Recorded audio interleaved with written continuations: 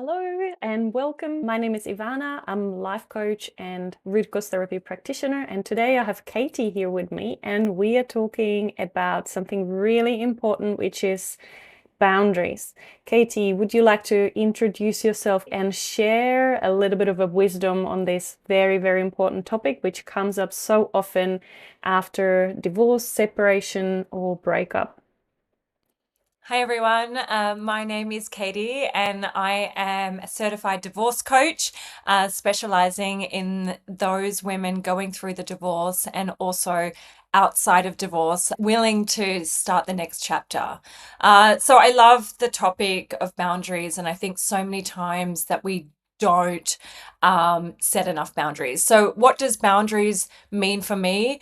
I think they're very linked to goals. So if we don't set boundaries, so if we don't say no to certain things, we don't have time to say yes to other things. So the one thing we all have in common, we have limited time in the day, and all of us have limited energy. So why I think boundaries are so important, and the mistakes that I see in most women is they spend so much time thinking about their ex or thinking about things that are out of their control. And so much is going outwards. And so the boundary must be, and I'm not saying you can't hate your ex, or you can't feel shame or feel anger or things like that. But then what goes back to goals? If your goal is to live an amazing, healthy, abundant, happy new life, which is basically when we've gone through a breakup or a divorce, that's the whole goal, to seek something better, whether it's alone or whether it's with someone else, we need to make sure we kind of contain that. And so there's many ways to do healthy boundaries, but I think it's about protecting your own self into what your goals are, and staying in those places for long isn't going to solve anything. What are your thoughts, Ivana? I love that. And I love that you specify the intention in it, because boundaries, it's not something which came out of, a conversation. It usually comes at my own intention, my own talk with myself, my own realization, oh, okay, something doesn't work for me and I want to change.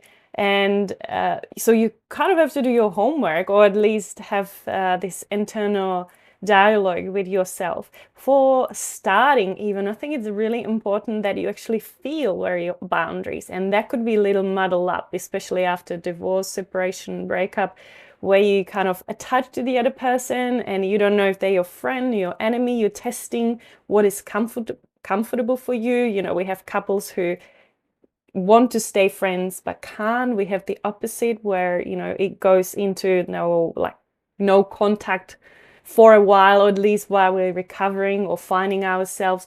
So that territory is very difficult to navigate, and that's why I think women need support. They need coaches, they need therapists in that space, because you suddenly on your own and you don't know what are you comfortable with, where is the boundary. Yeah, absolutely. And I think there's so much shame around, particularly for women. And, this goes back to childhood, how we were raised, of sweeping things under the rug. Oh, no, it's not that bad, and telling ourselves stories. And I think those stories kind of got us through childhood. But if we were really to live our most authentic life, and that's what coaches kind of bring out, is dropping that shame and anger. And what if we were doing things that was true to us? And a lot of us, particularly our listeners, will have children. And no matter what age your children are, whether they're 3 and up, these children see and feel everything. And so it's like, what what am I displaying in terms of what boundaries I have, or what I'm enabling, or what I'm putting up with, and what are my children seeing? And I think that hits hard. Or thinking about, what would I want my son or daughter to kind of put up with, in a way. Yeah, very important. And I agree, some of the conditioning, or difficulties to set up boundaries come from the last relationship, which might be, challenging, toxic, or whatever grade of you're not happy, satisfied with it. And it could also track down to your childhood and your upbringing. And you are the generational pattern breaker who decides enough is enough and I want to do something differently. So very often we do slip into that people pleasing as women, or sweeping under rug, as you call it. So we feel this discomfort setting up boundaries because we don't want to be seen as bad, as difficult, as too emotional, as too dramatic. Because in the past, and not just in the family settings, but also in public, women who are speaking up, who are speaking assertively, and who are setting up boundaries don't have nice labels. They are criticized for showing up. So we don't want to be seen as something negative. And that's triggering the feelings of, I'm bad, I'm too this, too that, or I feel guilt. I feel guilty for standing up for myself because I should be. So there's levels and levels and levels. And I want to just add, sometimes those things are invisible. Sometimes it's your surroundings that remind you, your loved ones, that remind you you should set your boundaries, or you're not good at negotiating, or you're avoiding conflict. So sometimes you need a little reminder that there is something in your blind spot. And that's why it's so important to have a partner on your healing journey, coach, therapist, or support, or whoever you have in the moment, right? Counselor, friend, family, relatives, to see your blind spots. What do you think of working in pair with someone and making those invisible limiting beliefs visible? Yeah, I totally think that working with people and just, in my experience, coaching with people, the language that people say about themselves is just so important. And that's our internal dialogue. And, we mentioned people pleasing, and particularly for women, people pleasing in sometimes, especially in corporates, it can be seen as a good thing. But I think with any kind of positive strength, the risks associated with it is everyone else comes before me, and you just diminish the person you are. And over time, and I can say in my own experience, I was walking on eggshells so much and just trying to, oh, you don't want to do this for me? Okay, okay, okay. And I was almost this slave in the relationship that went through things, and my self-confidence and my self-worth was to the bottom. And so whilst you think people pleasing can be a good thing, when it catches up with you, you will absolutely lose yourself. And that's where we see burnout, God forbid, depression, and all those kind of anxiety and things like that. So having people around you to kind of catch you in those moments of saying, mate, I just heard you say this. Is that really true? Is really important. Thank you, Katie. That was so valuable. And I'm a people pleaser in recovery myself, so I'm putting my hand up.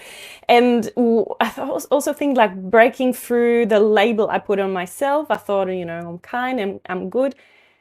But being kind is not on the other hand of being, I'm kind, or not being people pleaser. It doesn't mean I'm kind. Like I am still kind, even though I'm aware of my patterns. For me personally, it was the not willingness to feel my anger.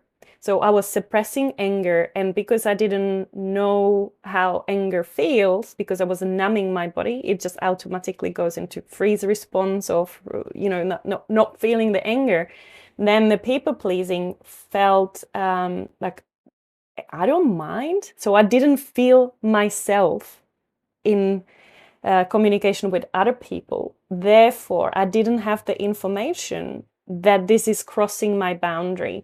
So it was invisible trait or personality trait until I was able to heal the relationship with anger, which then gave me access to someone's crossing my boundaries, I'm uncomfortable. Until I fix that relationship with my anger, I simply didn't know what is uncomfortable for me. So sometimes it's not the mindset, it's like, oh, I should be stronger or I want to be kinder. Sometimes our body has the response and just goes on its own pattern without us noticing. And then we can like read a beautiful books. I should be more this, I should be more that. Why am I doing all my colleagues' work and not just my own tasks on my task list? And the life reveals you what is the lesson to learn.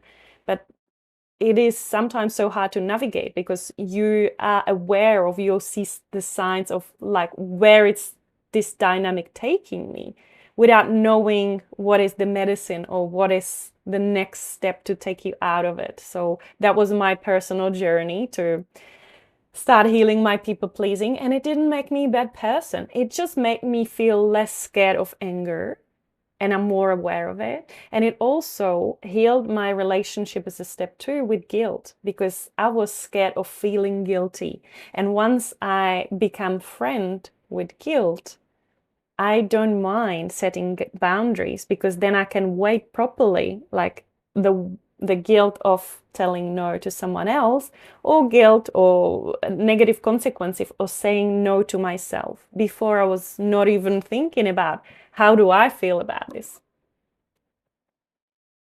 Yeah, I absolutely love that. And I think I'm also a recovering people pleaser. And I think what I've learned and what I've seen clients in my own experience, the more I have put in myself, so more self-love, and whether that self-love is going for a run, going to meet a friend for coffee, or doing a massage, or even buying something that is meaningful for me, the more I've rebuilt my confidence to stop focusing outwards on others, stop focusing on my ex coming in at me this way and other people this way, because I'm filling my soul with things that I actually want.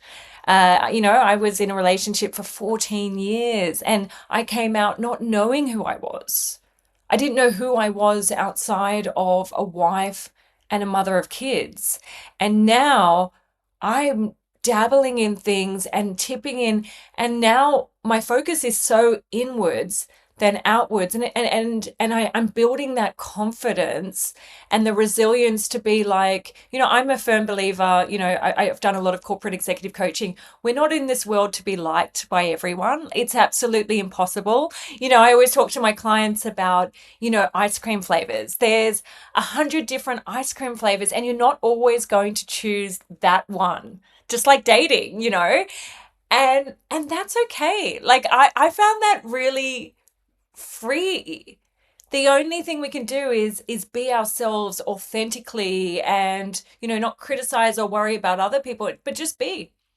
And I'm a firm believer, if other people have a problem with anyone else, it's a reflection on them and how they feel about themselves. So yeah, I think in summary is, my hope for anyone listening to this is not seeing boundaries as selfish, but thinking about the more you put into yourself, the better person you can be for yourself, for your families, for your friends.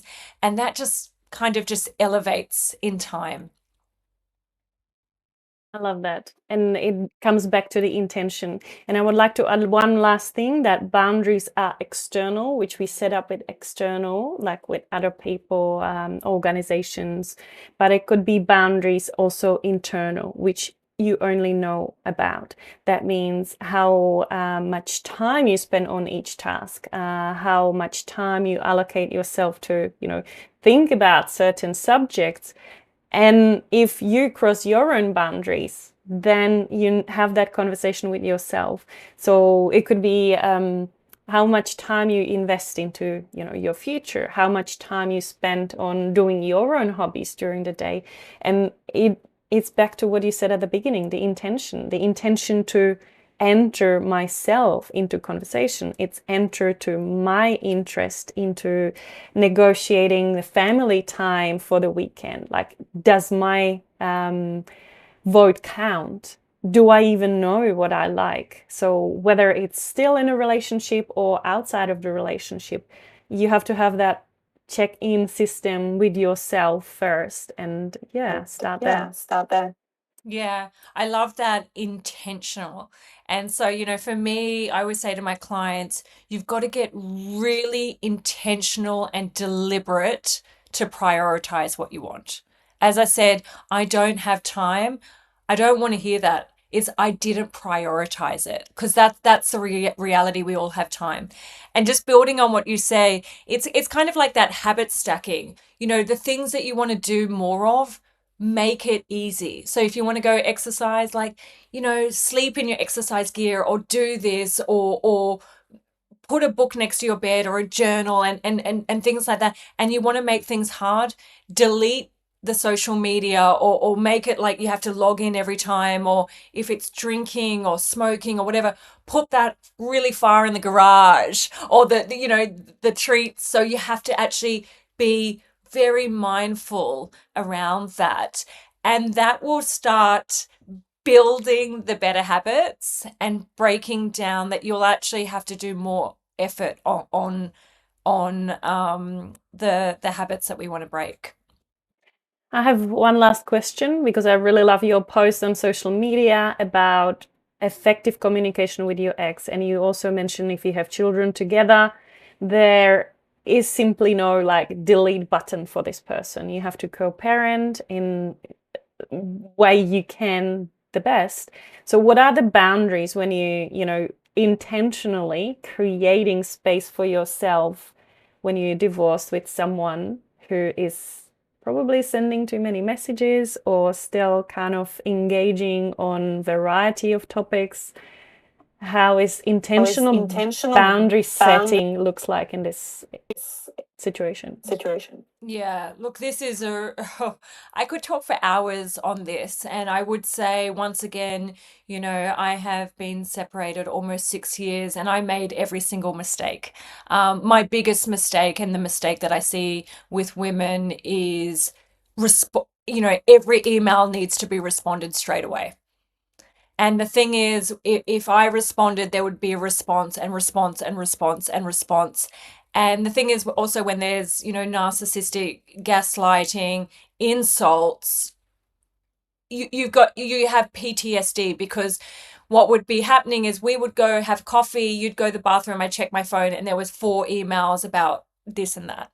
So my biggest advice is, first of all, choosing what email needs to be responded to, and not every single email needs to be responded to, is my first thing.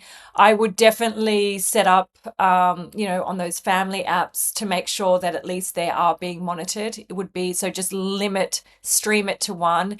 And actually, for myself, and extreme circumstances where this is possible, is actually having someone external checking those emails, checking in with you if there is something that needs to be responded to, because that just creates a lot more space and distance. So if you have a loved one, I offer the services, there's other people who offer the services.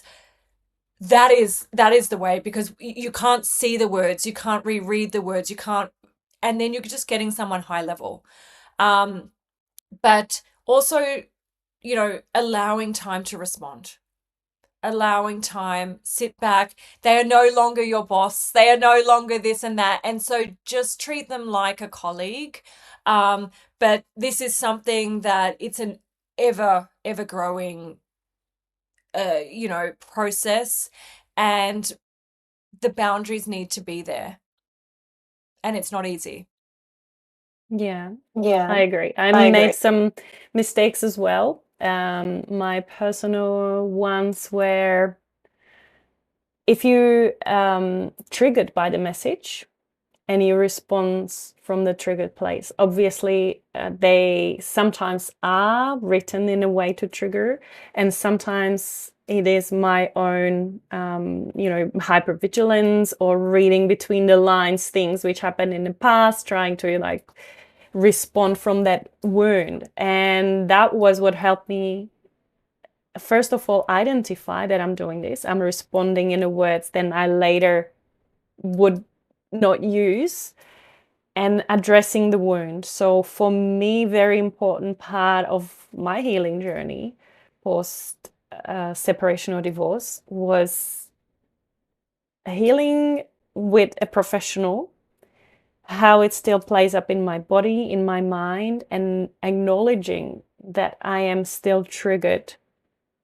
And I didn't like that. I could just see the name, not even read the message, and I would be like literally like breathing fast and just panicking. I could fear like my body being anxious, and I was like, I don't need this. Why is this happening to me? I didn't even read what's inside that email. I'm already like expecting the worst. And from that place, it's really difficult to, communicate, co-parent, whatever. So I spend a lot of time on addressing the symptoms in my own body. So how can I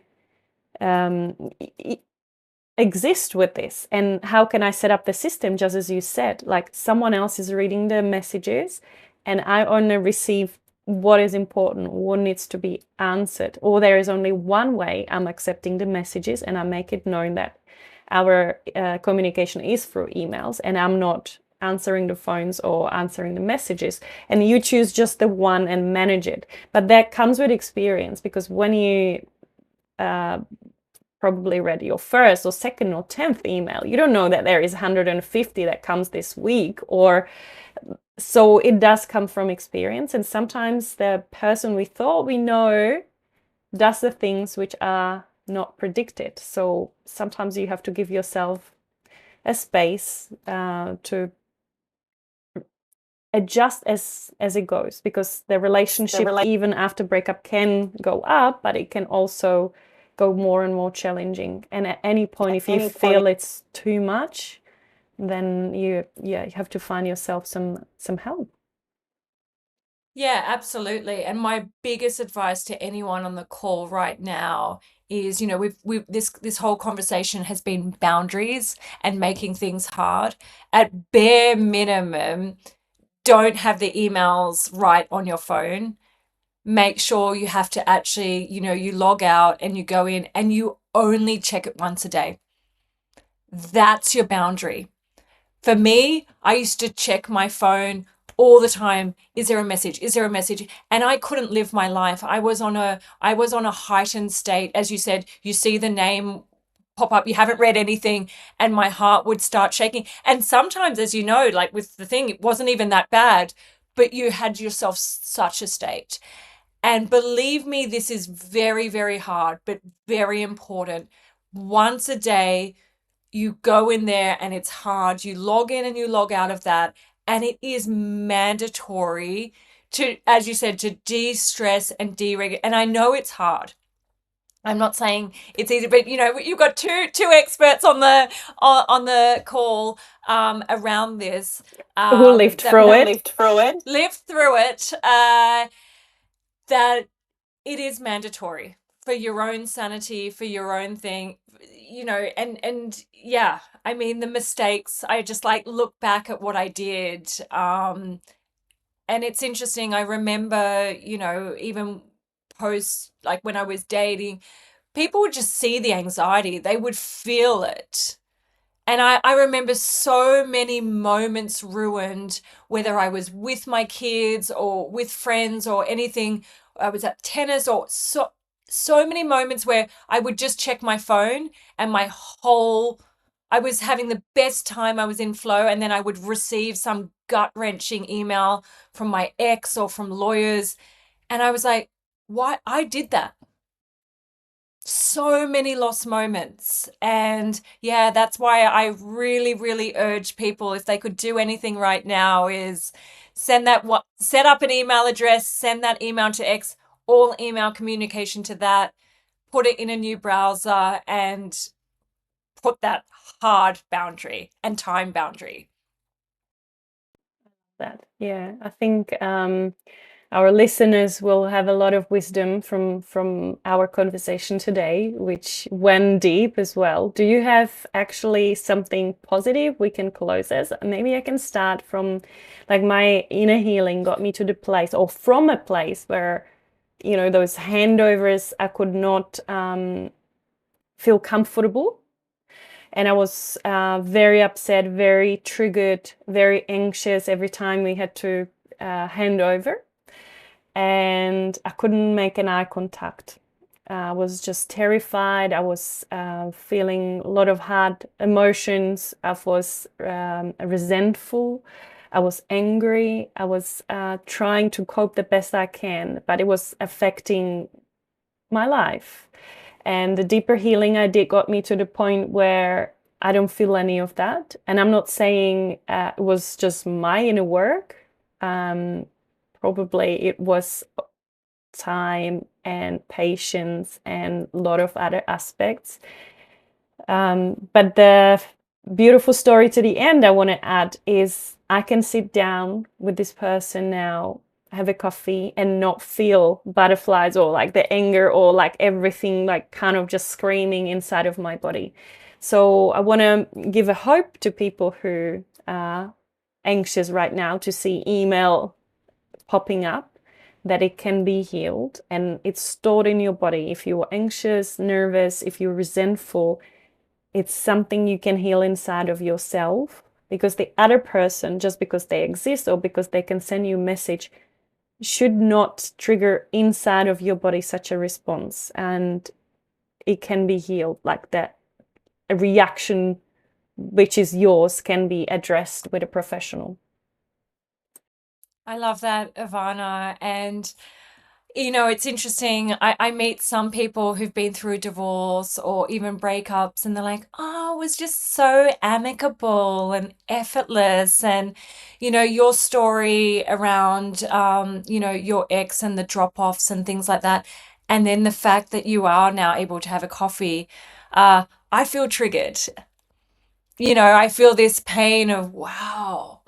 Because I would say that, at this stage, I don't I have a lot of, well, it's interesting for me. It's different now. What has helped me the most is not focusing on the anger, the resentment. Why didn't you love me enough? Why wasn't I good enough? I don't have my kids half the time, and I'm focusing on me. So it's actually nothing to do. So now I'm okay to be in the same space around that. Um, would I love to be in a place of healing? But there's two people in that relationship, and so the only thing that I would leave everything with is, you see Ivana's amazing thing. Me, I'm not in that space where I can break bread and show that to my children, that we can talk and be, things like that. But I can also show that, I'm still okay. I'm fully functioning with my children and flourishing. And so you've got two examples here that either way. Well, I can give you a third example because I have two dads to my two children, and with the other one, it's hard no contact, and there the healing is not in having coffee. There the healing is forgiving myself for not reading any of the emails, for even like before I read it, delete it, and not ever wanting to think about him and inviting him for a coffee. So there's different like scenarios for everyone. With some you can make peace, with some it's totally a no. Yeah, and knowing that that's okay. That's life. Yeah. Yeah. So the goal is not to be best friends or to call it amicable. Each relationship is different and each has to work for you. So with some people, it's always a no contact or no conversation or no other than public handovers, and that's fine. So I like that we give number of examples because there is no right and wrong, and we should not aspire to be a best friend with someone who is, not playing, be a best friend. Absolutely. And I see the kind of thing as like to not be too attached to it. So I think attachment is, what we see in Hollywood around, families and attached to that family thing, or then attached to all co-parenting and all going to holidays. And it's like, yeah, I would like that, but I can detach and I'll be okay otherwise. So yeah, you can aspire to something, but know that no matter what, you're going to be okay anyway. And that's why, like, holding things loosely and lightly and focusing more on yourself. Would I love it to be sunny and shiny and endless money and an abundance of health and all of that? Yeah, I would, but I will be okay either way. Love that. Love that. That's the happy ending we want to. We got there. When you were talking about a happy ending, I must say I was glad that you offered to go first, because I was thinking, gosh, where am I going to leave on a happy note? But I think holding things loosely, holding things lightly, and detaching to what we think was successful or what we think we wanted, and just kind of go inwards. Yeah, we're happy with what is. Happy with what is. Because no other choice, as we know, as mothers. Mate, when we're sick, there is no choice other than to get up, get out of bed, and that's it. Yeah, get on with it. Get on with it. Okay, thank you so much, Ivana. It was such a pleasure to be with you today. Thank you. Thank you for our listeners. And we'll see you in the next episode.